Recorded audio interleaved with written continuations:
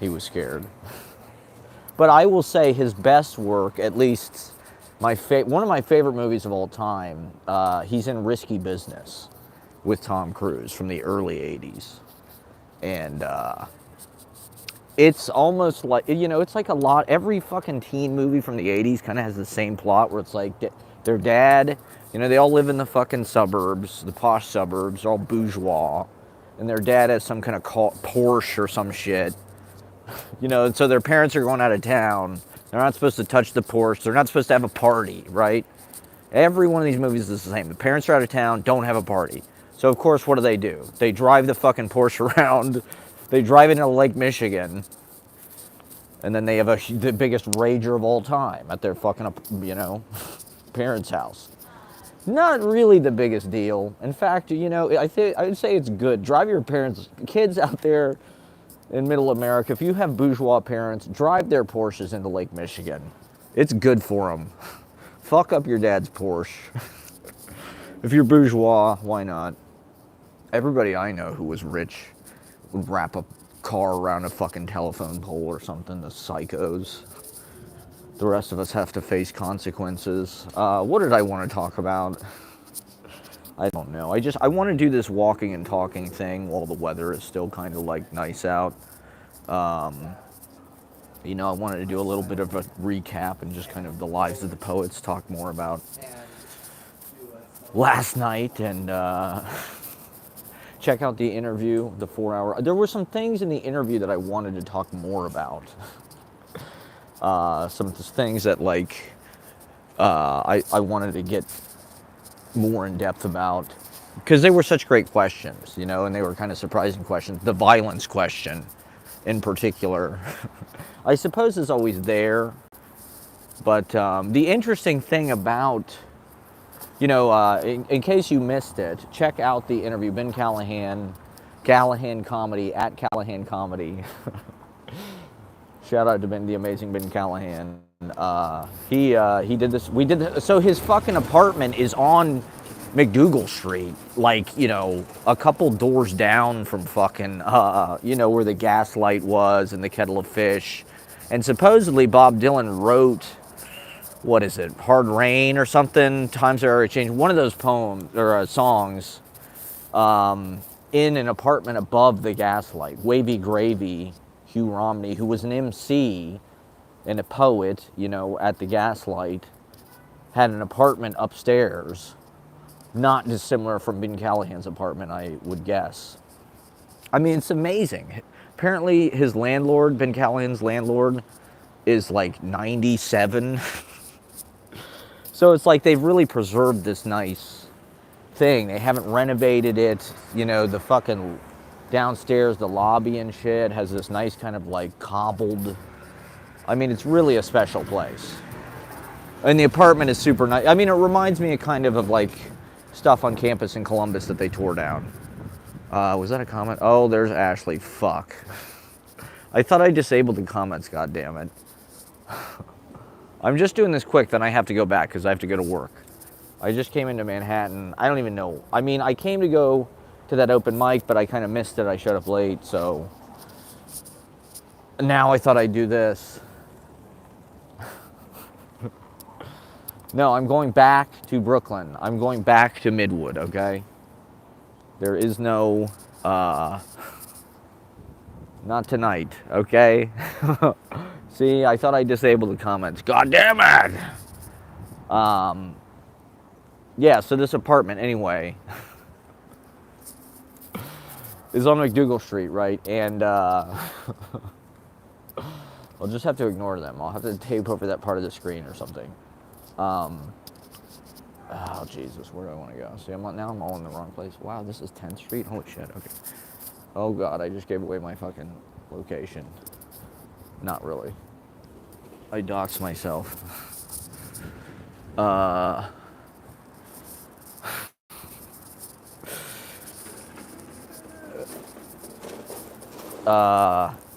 Yeah, so anyway, this fucking apartment. I'm trying to stay on subject here for the viewers at home who are not directly concerned with some kind of immediate personal matter of a personal nature that should not be dealt with in the comments of my goddamn live stream.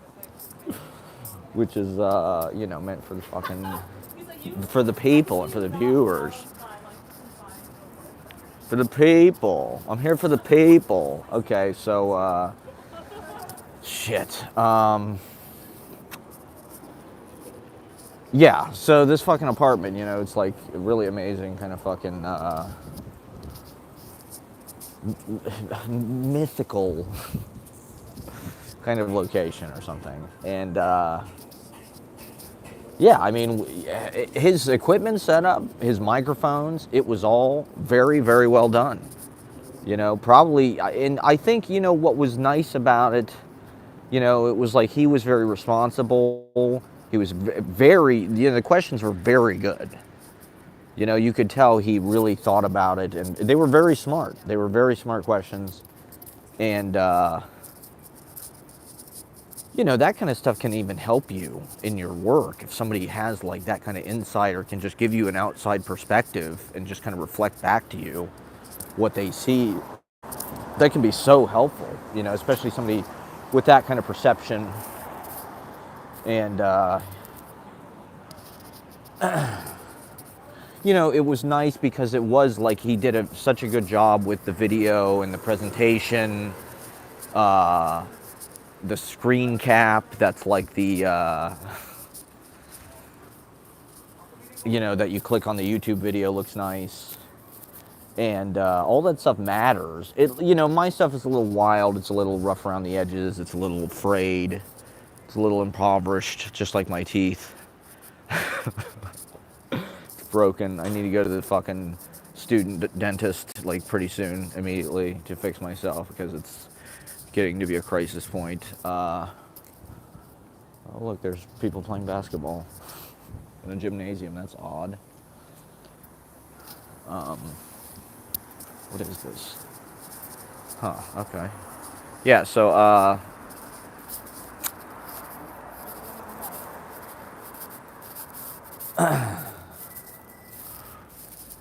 it's just interesting, I think, to a Kiwi Mountain. I'm a Chad. Thanks, Kiwi Mountain. Kiwi Mountain, I don't know if you watched or if you even saw this interview, but we did do a fucking shout out to Kiwi Mountain. I did this podcast interview the other day with my man fucking Ben Callahan. And he brought up Kiwi Mountain. I didn't even bring it up. He brought it up. So Kiwi Mountain's famous. God damn it. So yeah, okay. I'm a Chad now. Kiwi Mountain said I'm a Chad. I have work, Ashley. I have to fix my fucking teeth, okay? You can watch my live stream, okay? Feel free to watch any of my vlogs. Feel free to watch any of my live streams. It's just like hanging out with me. It's just like hanging out with exactly the same thing.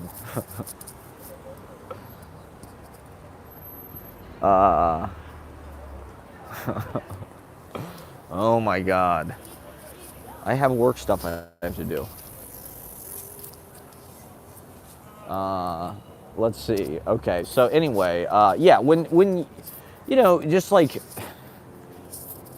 my stuff can be pretty wild, I guess, and like this, it's kind of messy. It's all over the fucking place. It's distracted. It's oh my God. She says she's near me right now. I could find you. Please don't. Okay. If anybody's watching this, here you are witness. You're a witness to this. Oh no. Okay, I have to go the other way then. No, I want to go down here. It doesn't matter. I mean, I'm gonna go. Oh God, she's sabotaging the whole thing. Look at this. Ay, ay, ay. I mean, I guess I should know better. This is what happens every week. I'm a creature of habit, so every fucking Tuesday, I come to the fucking West Village and I live stream and Ashley ambushes me. That's what happens every fucking week. She shows up in the back of my live stream or something, and,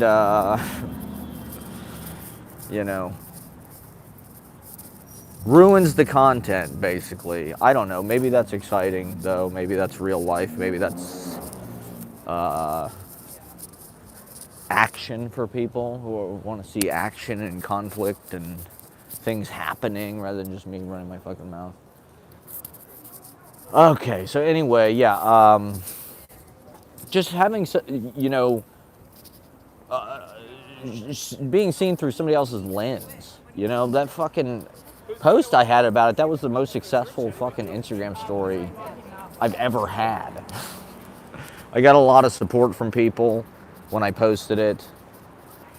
A lot of likes, a lot of the most views I've ever had on an Instagram story about this fucking podcast. So it's like, you know, just being seen through a lens that's like, well done, the thing was well presented, it was set up, the questions were amazing. I think we had, if you watch it, you know, there's like a courtesy, we're trying to like wait, you know, allow a back and forth, you know, we don't step over each other's lines and shit when we're talking. I mean, I was smoking weed the whole time, so I'm all over the fucking place like usual, but I think it, you know, kind of, I haven't listened to the whole 4-hour thing. I think it's pretty interesting. Ashley did interview me, but you know, what I would say to Ashley is Ashley should have written a profile, okay? If I said it once, I said it 1,000 times. Ashley should have written a profile. She could have written a great profile because she's a great writer. I know because my interview was not that good. I remember being like, I thought there was going to be more.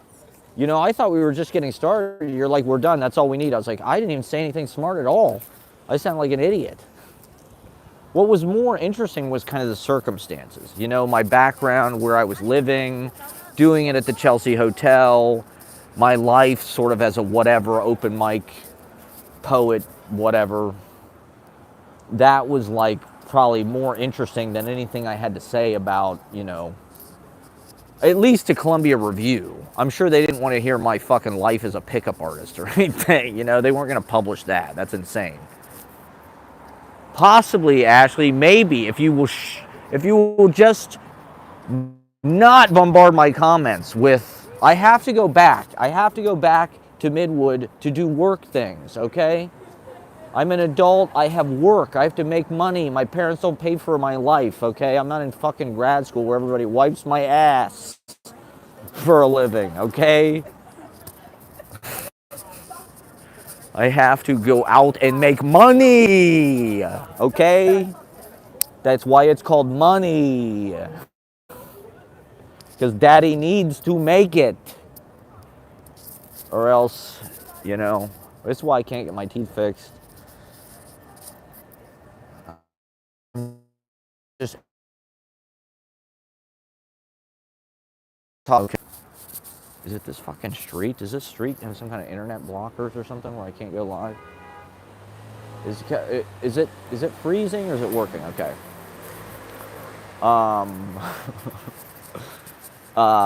You know, that's podcast now, or like, you know, in our little world of, you know, open mic New York, Instagram, trying to make it happen, going on people's different stuff, and that's I don't know. I think that's kind of exciting.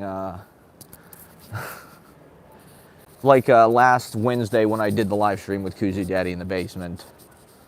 You know, we're gonna try to have like a live stream talk show with guests and shit. Why the hell not?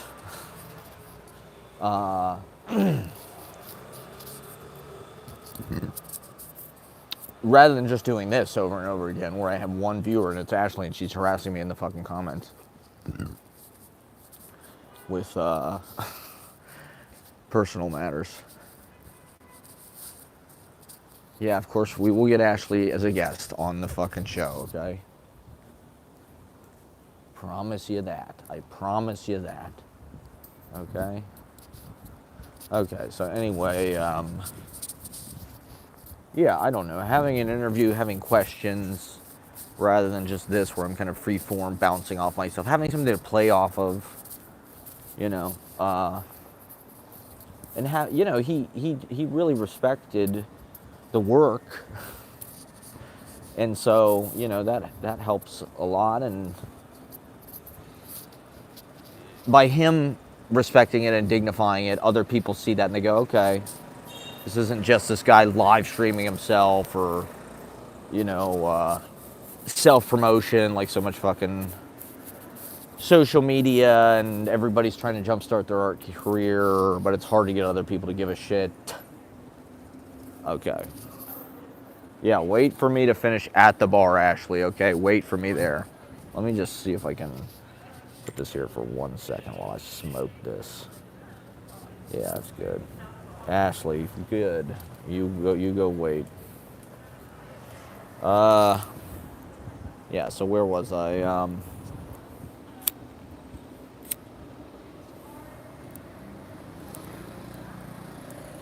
I'm running out of battery. I got to go home.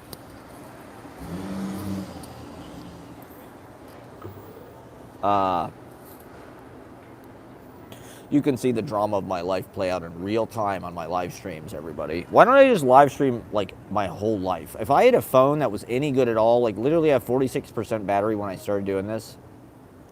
And, if I had a good phone, if people want to fucking donate, like, an iPhone 13 or whatever the new fucking...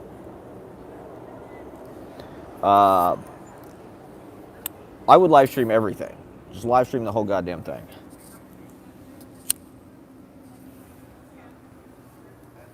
I almost live streamed the open mic last night.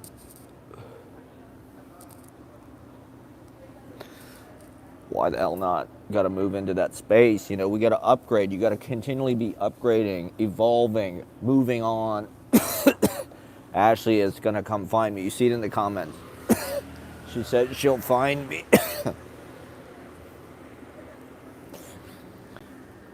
We'll leave that. We'll use that in the deposition. That'll go into the fucking evidence file. Live stream of 11/7/23. Ashley threatened in the comments that she would find him. What did that mean? Just kidding, everybody. Okay. Look at all this. See, this is walking the streets. We're out here. We got this real. We're colliding with real life. We're fucking, you know, intersecting and being blown off course by the coincidence, the accidental nature, the anything could happen, the free-for-all of the New York City biosphere.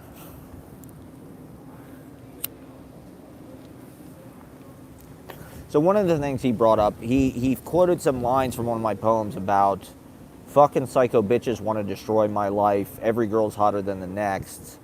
And then another line, all day I dream about draining my nuts into you.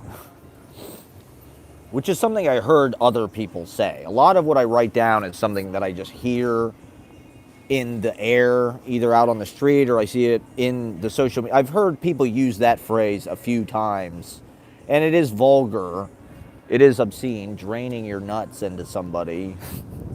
But it's not necessarily, the I is not me. The I is someone else. When Matt Proctor speaks of draining his nuts into you, you know, that I, that's the Chad.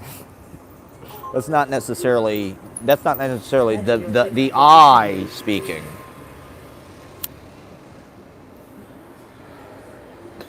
Although, who knows? We'll never know.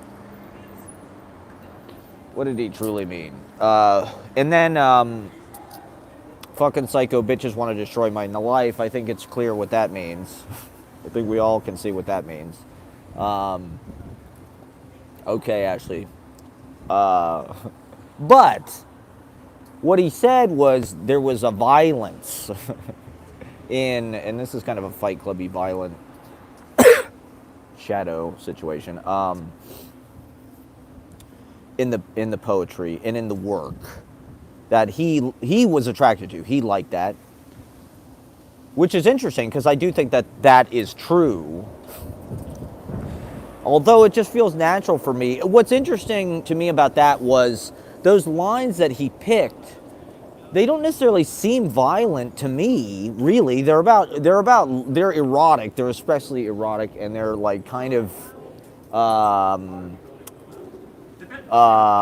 they're kind of,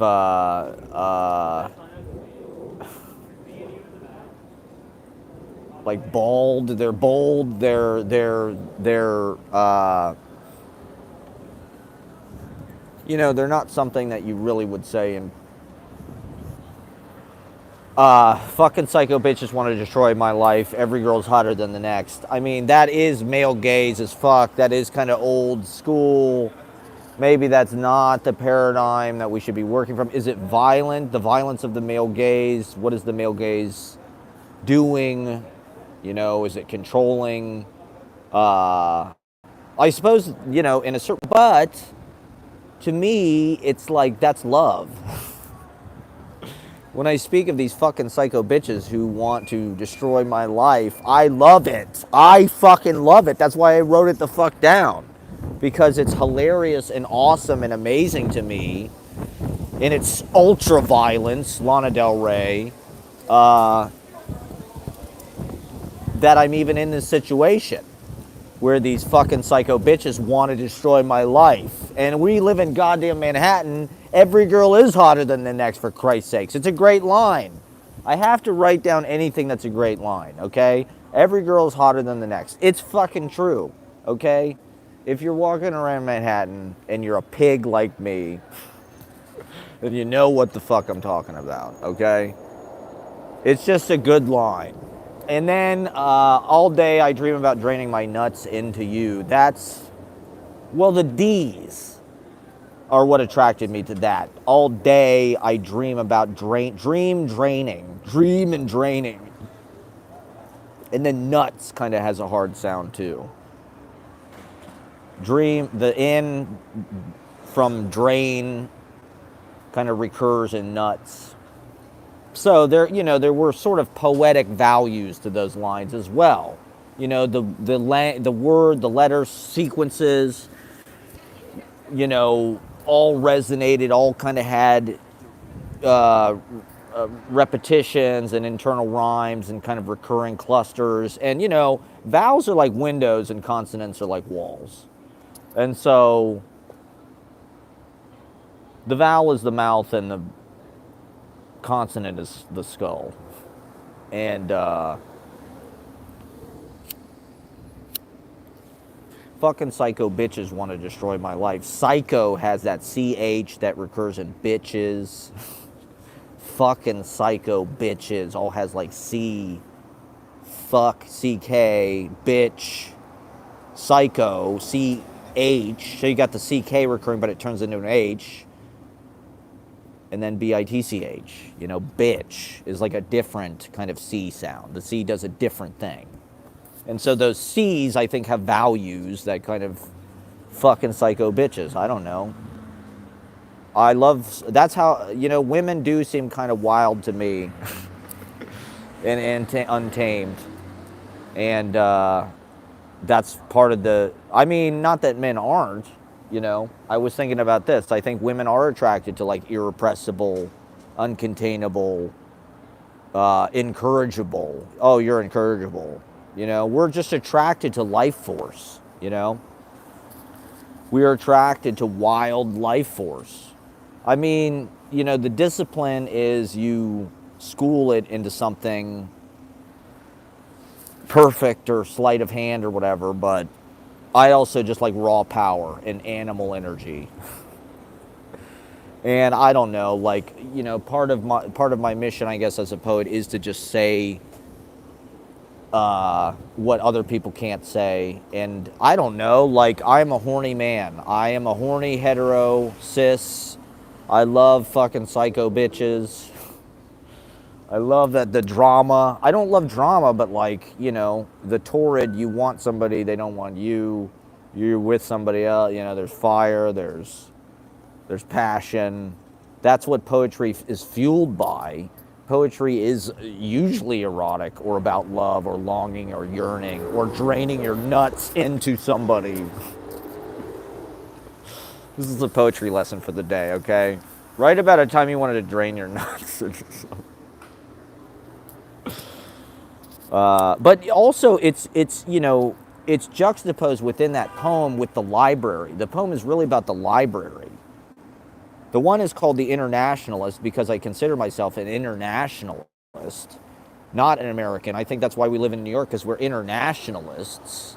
So in that regard, I'd like to believe it's coming from an enlightened point of view. And the other one, I'm sitting in a library dreaming about draining my nuts into you. Okay, so it's civilized. I'm daydreaming. I'm reading Melville, okay? I have that line in the poem about Melville would go to the library every day. He'd walk to the library and he'd sit reading periodicals. You want to be in it? What's your name? How you doing, man? Can I film you? Yeah. What's up, what's up, what's up? What's up, my brother? I'm Shout live. out to my boy. Whatever he's doing it for the people. Keep working, my man. Hell yeah, brother. yeah. God bless. Have a great night. That's right. Wow, okay. See, that you don't get when you're sitting in your bedroom. You don't get that real life spontaneity. Once again, the intersectionality, okay? Wow, see? People are hip. They know what's going on. They know what's going on. They know that everywhere is live in a live studio. And so anyway, I was talking about dreaming about draining my nuts into you before I was rudely interrupted my poetry lecture. Magic. See, everybody? Magic. That's the magic of just giving yourself over to whatever may happen, whatever may care. So anyway, dreaming about, I'm sitting in the library like Melville, Herman Melville. You may have heard of him. He wrote America's greatest poem, Moby Dick. Moby's Dick. Herman Melville's Moby's Dick. It's about whales and deep dick whale action. It's no, I'm kidding. I don't know why I said that.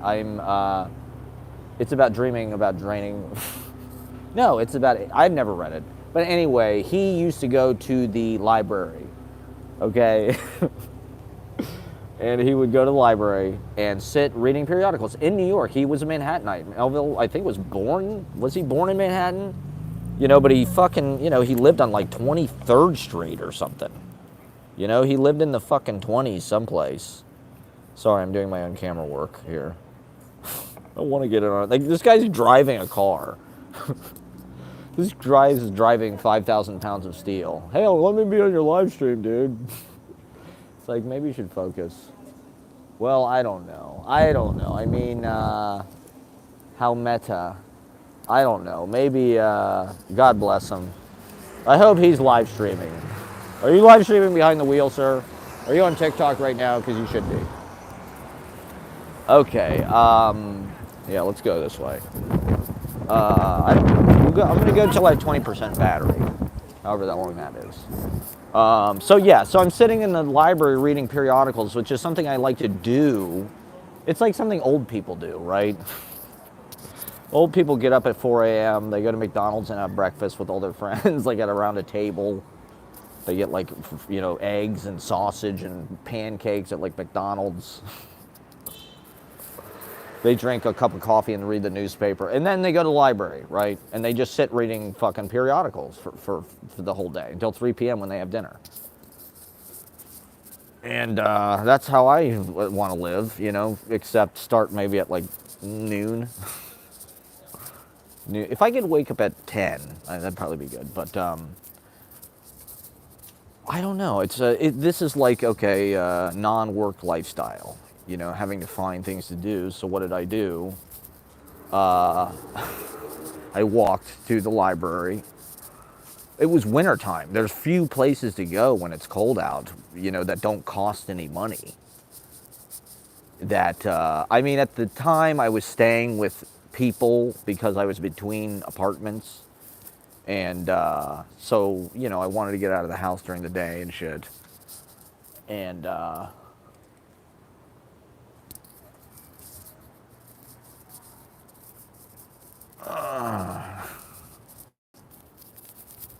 I'd walk the library and look at periodicals, dreaming about draining my nuts into you.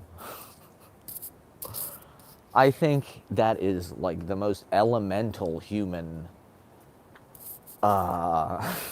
desire, actually. I think we can all relate to that, okay?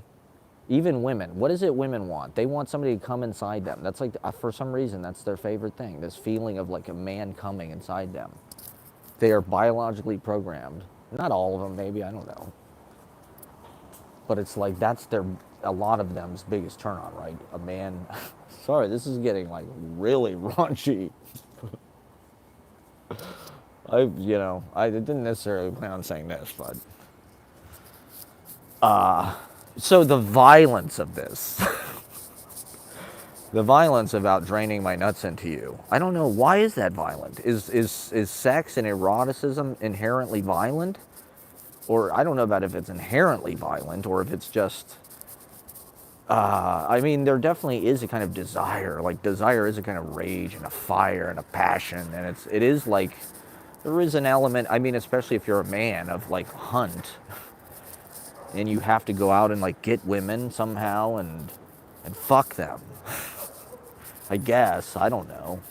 That's how it's construed sometimes.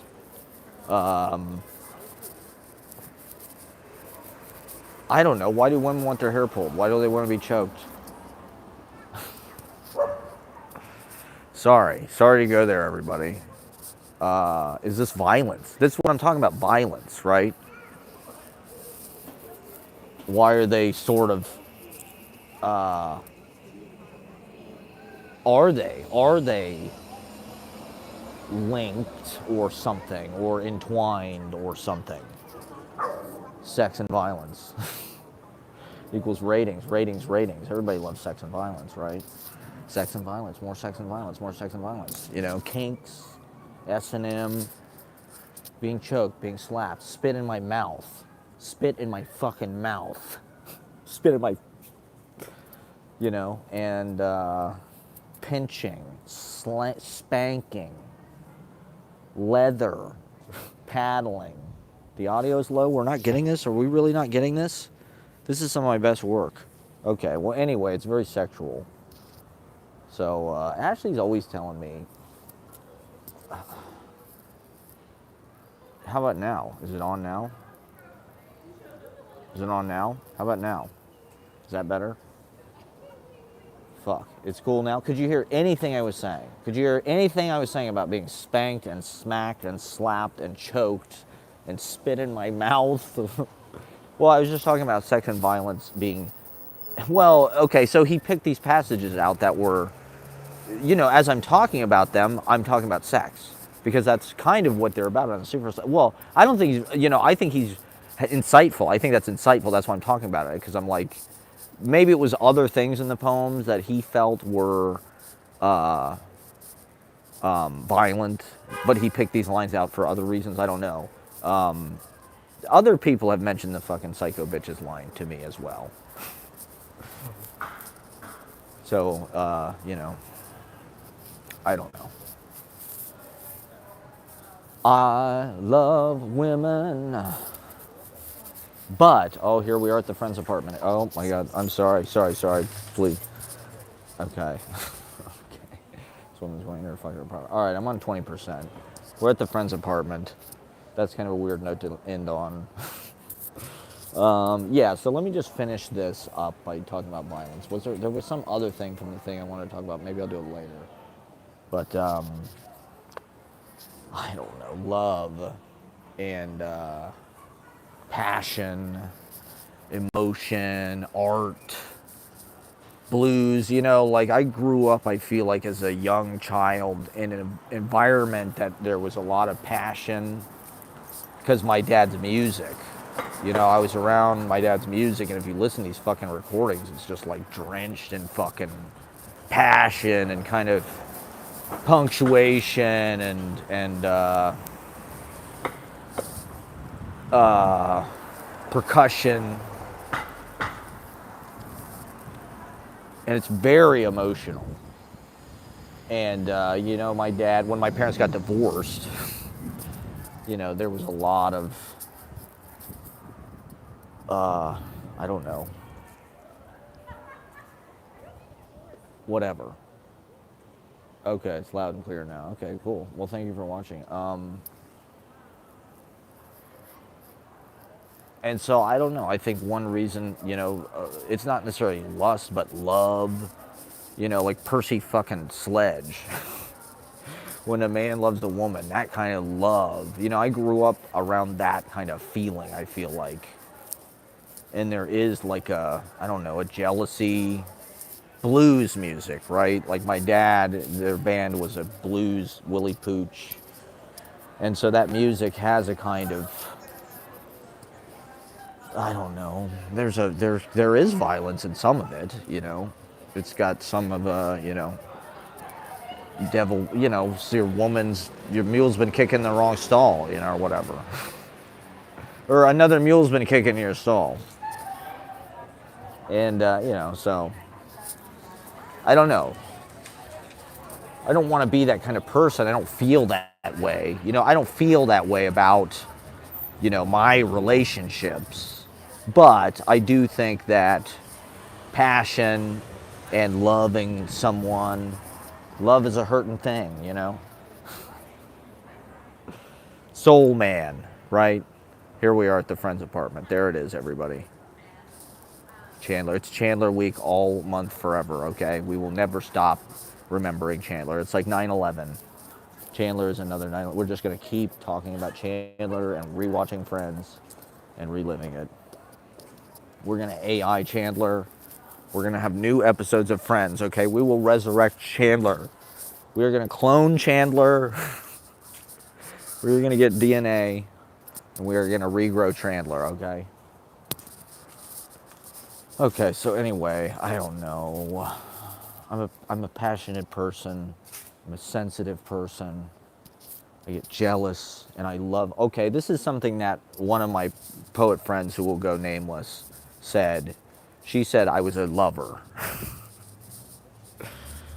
And, you know, I do think that that's true. I think that that's like a big part of my, I don't know. Not that I'm, you know, but poetry is a lot of it that, you know, the inspiration is love, right? That's why people write poetry, because they feel something. Because they feel something that takes them to lyrical heights. And being loquacious, spinning golden threads lyrically with your mouth. It's erotic. Everything that happens with the mouth. Eating, sex, poetry. It's all sexual as hell. Thank you, Starlight Sunshine. Thank you for subscribing and watching. We love you. Thank you. I'm in the, you know, we're in New York. And so, yeah, we're talking about sex and poetry. And is that violent? I don't know. I think violence, when I'm on stage and I am really getting huge, a lot of it is, I guess, because I'm on drugs, so I'm in a different reality than, you know, most people that are up there or watching or whatever. But also just like, it's a way of, for me, it's a way of just taking it to the furthest lengths that I can. You know, like I want to make something as huge and extend my emotional range. You know, I don't know. I came up in the time of all these actors like Pacino. We do that Pacino impression that's like a joke, but, oh! You know, he got huge. Am I anti-violence? Oh, I'm definitely anti-violence. Absolutely. I don't feel like a violent person, you know. I would never hit anybody. I have I've turned my back on people that tried to fight me. You know, like I just won't engage with that at all. You know, pro wrestling and things are sort of like a pastiche of violence. Shout out to Bort for, okay, my phone's not gonna die. But I'm definitely anti-violence. I mean, the world is ruled by violence. That's what Bob said. But William S. Burroughs said, you know, we live in a universe of violence. I think, you know, we are definitely now in an era where we're sort of examining toxic men, you know, whereas like the last generation, all the movies and shit sort of celebrated this kind of like violent, you know, kind of like energy. And Now it's like people want peaceful, they want chill, they want, whereas like, I don't know, I sort of came up where it was still kind of glamorous to be, I don't know, like rage, yell. But I don't know. I mean, when I'm on stage, or like, I don't know, I do think this is one reason why like people maybe don't really like my poetry, is because they do sense this kind of like violence. When I read, so sometimes, like the Brooklyn Rail reading, I think I was like a little aggressive with what I was doing, not on purpose or anything, but it's just like, I don't know, I feel it. It's like, is it violent when Eminem raps? Is it violent when, I don't know, some comedians, I guess Sam Kinison, these are people that comedians, there is a violence, right? There's a hostility toward the audience, or like there's a kind of control. That's sort of what Joker is about, maybe, I guess. I don't know. I didn't see Joker. Maybe I shouldn't say fucking anything about it. But, there's definitely hostility sometimes when you're performing, because you're nervous and you feel the audience's judgment, or you at least think they're judging you. And so that can come out. I don't know, but the main thing is just like anger is like energy, They're almost the same word. And it's supposedly low frequency. That's something we got into on the podcast. But it's just like, I don't know, it's a way to propel. I'd like to work to a place where I'm not like being fueled by anger on stage or something, or like, I don't want people to feel scared, of like the violence, but at the same time, I don't know, those are lines that people respond to. He said that those were the lines that kind of engaged him, and I've had other people say that too. And people love seeing violence in films and things, it's their favorite thing. People love fucking violent movies. But I mean, I think when you're having a conversation face to face with people, I know that when I get high, or I'm like having like a short, just a casual conversation with people, there are like undercurrents of violence in a way, because like, I don't know, you don't feel like any real violence toward anybody. I guess that's what therapy is for. You're supposed to go to therapy and figure out how to not have this violence, like just like brimming at you. I mean, think about fucking punk music. This is shit. Maybe it's not cool anymore. How violent is that? I mean, it's all fueled by, there's a lot of male rage. To some degree, I think it's natural. Male rage is just like, we're these horny, even if we, it's just impossible for us, I think, to be, to just relax. And so there is just a lot of male rage. And so what the fuck do? We channel it into metal bands, into our violent poetry of love. I don't know. I don't ever intend to write anything violent, ever. I think my tone can be abrasive because, like, I smoke tons of weed, and I just, like, I get in this kind of, like, cynical, ranty, pseudo Bill Hicks persona or something, where it's just like, I don't know, you just want to fucking tell it like it is.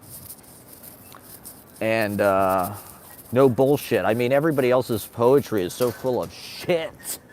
I mean, right? Everybody's flowery bullshit. Everybody went to obedience school. They learned how to piss on the newspaper.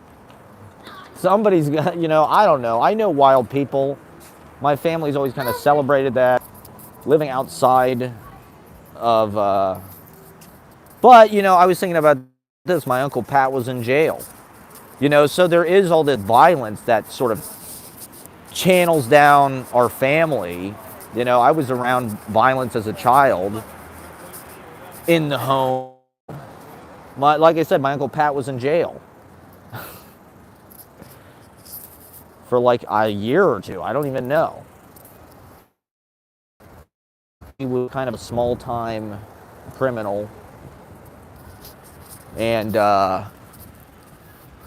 you know, of course I'm frustrated by life and everything, every fucking thing. My whole life is just like going through pissed off about everything. Oh, you know, I did just fucking wake up, check Instagram. Oh, this shit sucks. And, you know, this person's, you know, I'm not on this thing, or this thing happened and I wasn't a part of it, or, you know, these people are cooler than me, or, you know, the height thing, or, you know, there's any number of fucking things you can be pissed off about, right? Just every fucking thing. Venture capitalists, private equity,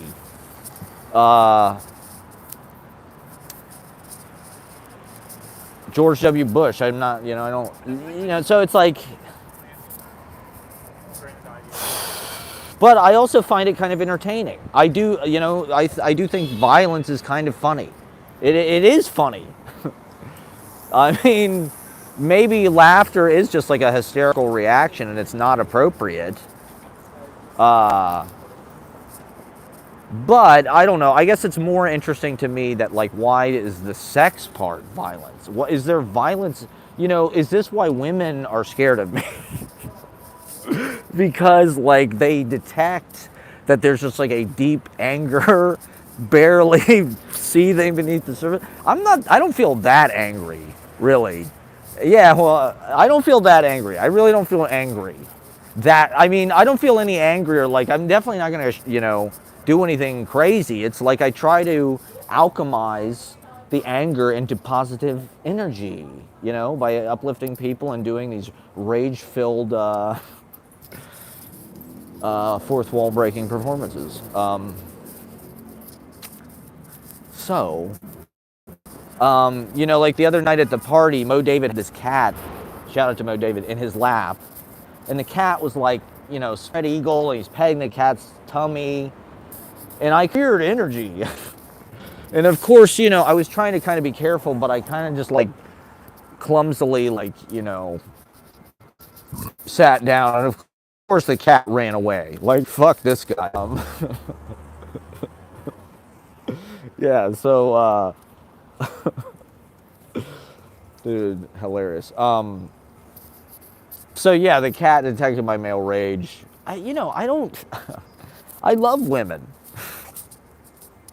I think women are amazing. I don't know why they're afraid of me. I do this thing, I like to call it a magic trick. I can make any woman in a store disappear.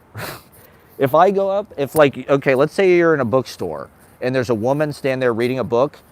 If I'm high and I go stand near her, I guarantee she will leave within 15 seconds. It happens every fucking time. Anytime I'm in a store, there's like a woman doing something, I'm not even bothering them. I'll just go up and stand, you know, like I'll go grab a book because I want to look at a book, and then they have to leave.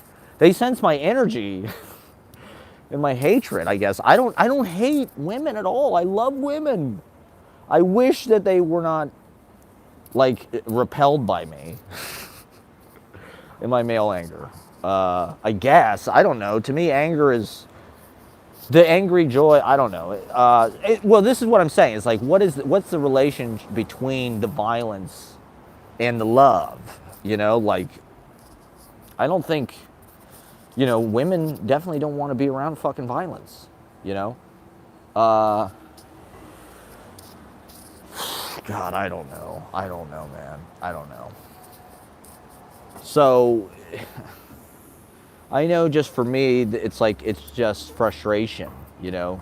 You want to connect with people, you want to, you know, and so that's what all poetry's about, really. Is that yearning and that fucking, like, falling short. And, you know, I think sex is hot when there's real, like, yeah, exactly. When there's real, like,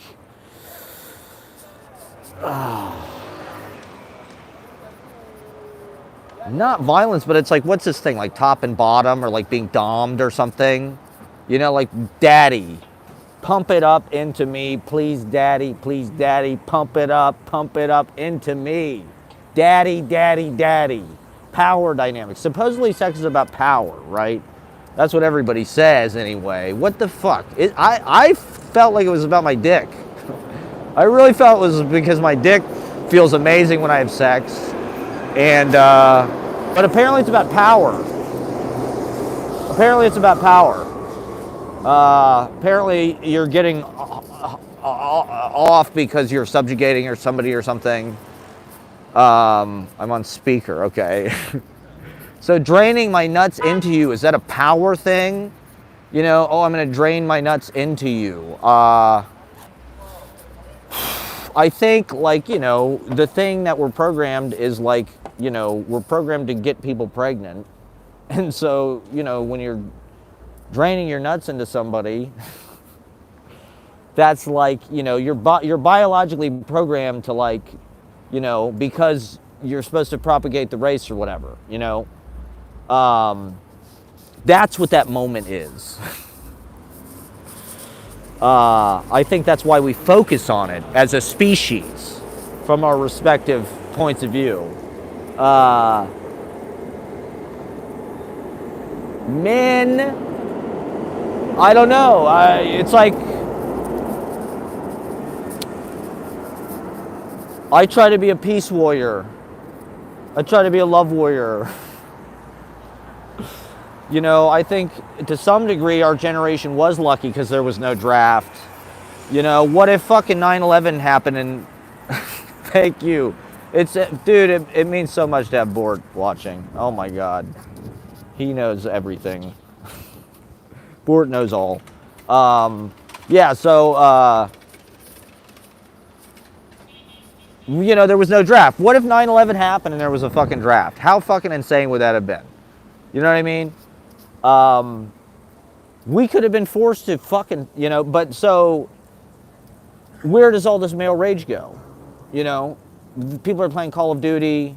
People are into MMA. They're, is that masculine? No, I mean, it's not.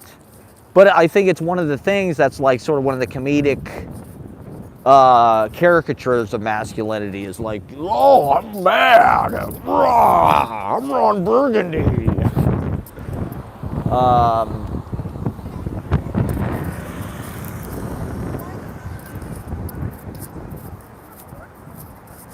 Testosterone, you know, like the polarity of masculine and feminine. Supposedly having shitloads of testosterone makes you more appealing. Being taller, hairier, more dad bod.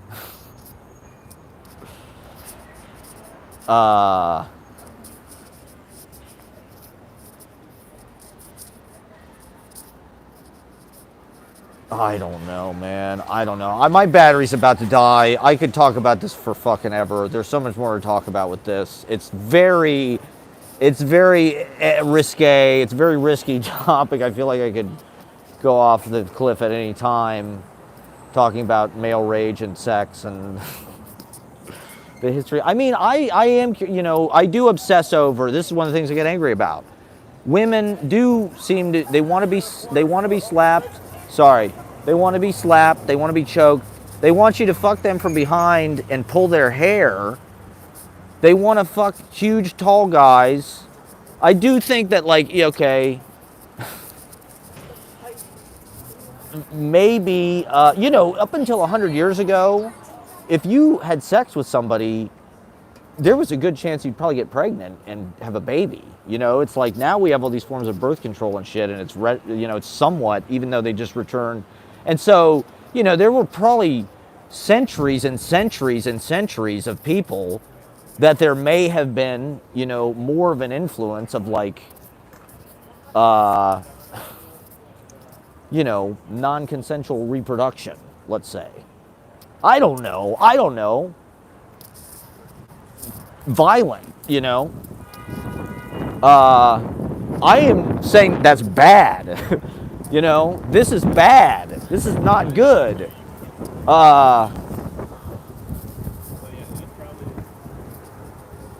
And I don't know, is it a part of the reason why people are attracted to what they're attracted to? I don't know. Because that is how people reproduce. That is how people, I'm not saying that's how it always happened. Who the fuck knows? I don't know. And I'm not, I'm not saying that's good at all. It was always curious to me. I thought love making was supposed to be like this gentle thing.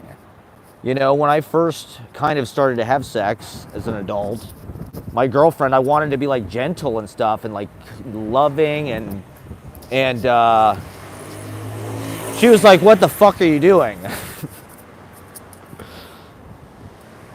Smack my ass, daddy, choke me. What are you gay?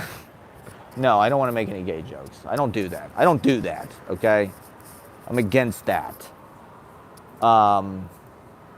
But, so I was surprised. Pull my hair, choke me. Which, I learned. I learned quickly, okay?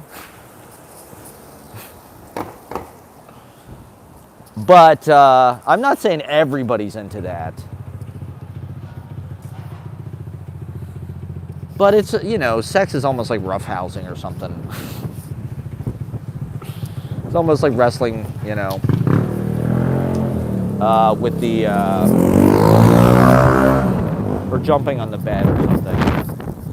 There's an element of it that's like just kind of play and physical play.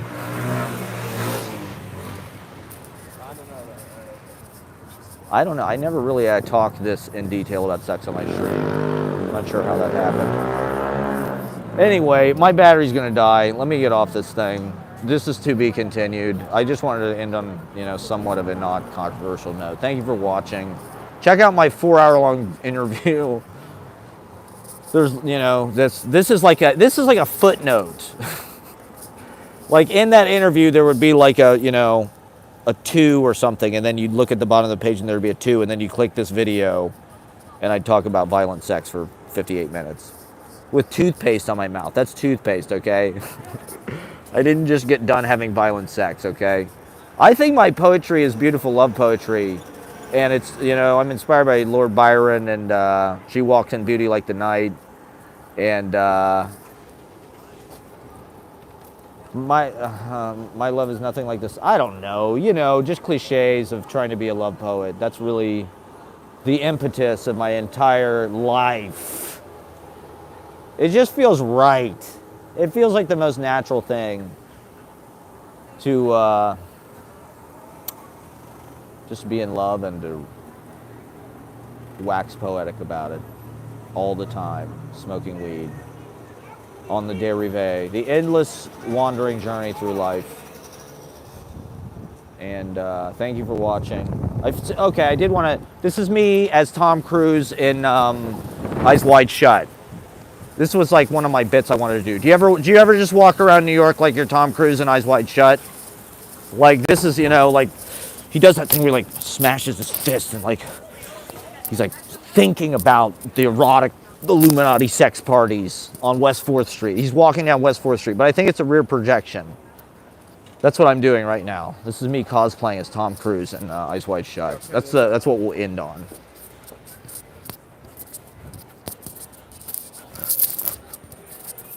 And there's Sidney Pollock. All right. Thank you for watching. Go get laid. Go have sex. Go write fucking erotic poetry about it, okay? About sucking and fucking. Yeah, nice. Yeah, exactly. They shot on a treadmill and Tom Cruise is wearing like big puffy white shoes. Like this. Look at that innovative cinematography. Yeah, he's wearing very comfy shoes as he's walking around the West Village in rear projection. In England, they're like at fucking Pinewood Studios or whatever the fuck it is. All right, good night, Seattle. We love you. Hey, baby, I hear the blues are calling. Tossed salad and scrambled eggs. Here we go. Quite rightly. Oh, baby, I seem a bit confused, yeah, baby. But I got you pegged. Well, I don't know what to do with those salad and scrambled eggs. They're calling again. Good night, New York. We love you.